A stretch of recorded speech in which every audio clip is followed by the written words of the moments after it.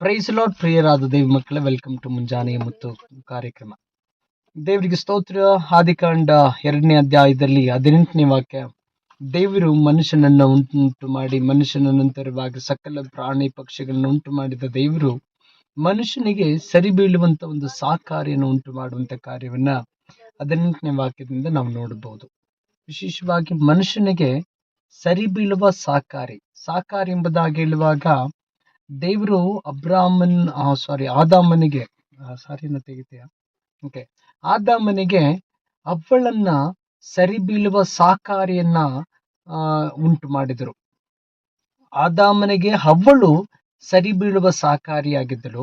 ಆದಾಮನು ಅವ್ವಳಿಗೆ ಒಳ್ಳೆಯ ಸಾಕಾರನಾಗಿ ನಿಂತನು.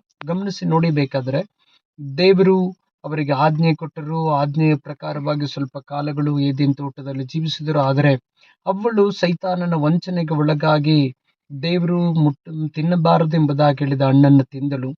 ಅವಳು ತಿನ್ನುವುದು ಮಾತ್ರ ಅಲ್ಲ, ಆದಾಮನಿಗೂ ಕೂಡ ಕೊಟ್ಟು ಅವನನ್ನು ತಿನ್ನಿಸಿದಳು. ಆ ಸಂದರ್ಭ ಆದಾಮನಿಗೆ ಅರಿವಿಲ್ಲದೆ ತಿನ್ನಲಿಲ್ಲ.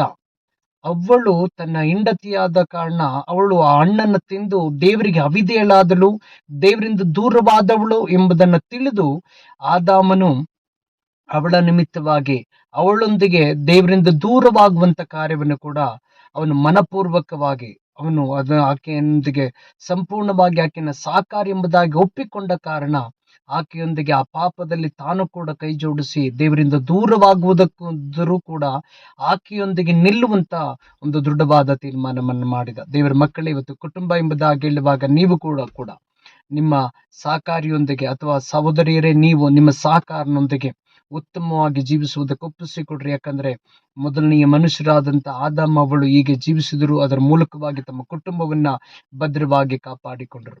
ನೀವು ಕೂಡ ಹಾಗೆ ಜೀವಿಸೋಣ. ದೇವರ ನಾಮವನ್ನು ಮಹಿಮೆಪಡಿಸೋಣ. ದೇವರ ಈ ವಾಕ್ಯದ ಮೂಲಕ ನಿಮ್ಮನ್ನು ಆಶೀರ್ವದಿಸಲಿ. God bless you.